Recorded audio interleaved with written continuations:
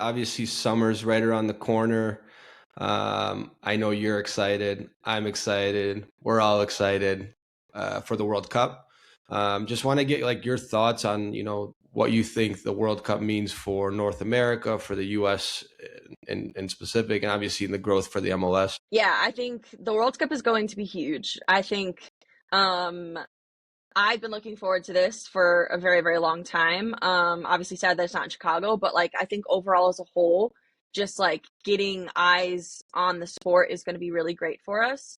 I also think that like people don't really understand the full soccer landscape, and so having it like in their faces like this will be very helpful. I feel like we need like a soccer landscape for dummies out there for people because there's just so much going on in the space, but it's easy to understand when there's players playing for your own country. Like that's something easy to root for. You don't have to think like what is Champions League? How does it feed into this? Like what is an ICC? Like it just makes sense, right? You're rooting for your country in a sport, and then you fall in love with these players. And so I think it's just going to be really great for the sport for years to come here in the US.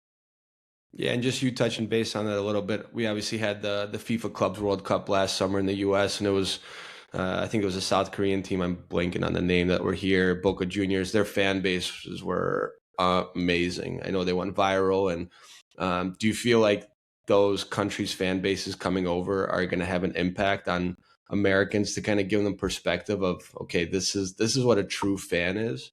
I know in basketball right now, I don't know how much you follow the San Antonio Spurs, but they've kind of started their own little post game chant with a drum, and when Banyama hits the drum or whoever the man of the match is, and they start the clap, and it's been cool to see them grow with the European aspect because obviously in Europe basketball is like soccer there in terms of fans are singing the whole game. I know when I go to a Bulls game, like half the fans are walking around the stadium grabbing beers. They don't really watch the game. They're on their phones. But do you think that can add some value? I hope so. Because if you look at teams like Morocco, like their fans are literally some of the most insane fans in the entire world. Like they will lose their voices because they're constantly screaming the entire game.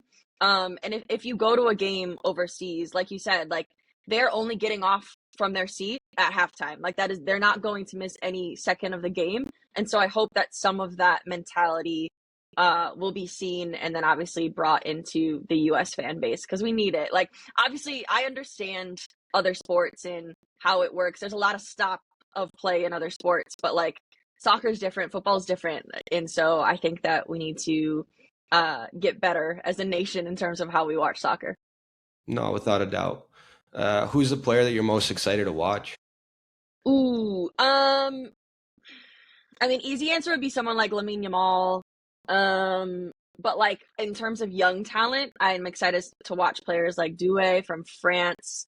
Um, I don't know. I just enjoy watching it in general. Like there will be games that on paper they don't sound great, but like when the World Cup is on, I'm watching every single game. I don't care who's playing.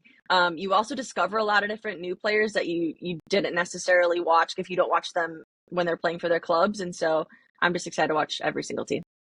Yeah, and I'm curious, like, a country like, for example, Curacao, you don't really hear much about them, but um, I know some people are like Curacao, a small country, like not a lot of talent, but they're gonna come and they're gonna compete. And I think that's the beauty of the game that's changed. Obviously, there's a lot of data that goes into the game, but the margin has shrunk in terms of the top teams and the teams at the bottom. And with the field expanding, it's going to be cool to see the competition and uh, you know how that looks in terms of you know obviously Spain, the Frances, the Brazils, they're going to be the favorites. But I don't know. For me, a team like Norway is definitely a dark horse.